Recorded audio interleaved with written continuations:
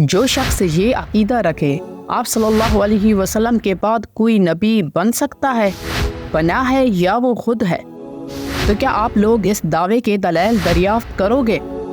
अरे अगर कोई आपसे ये कहे कि मैं आपका बाप हूँ, तो क्या आप भी उससे दलाइल पूछोगे? यकीनन हरगिज़ नहीं।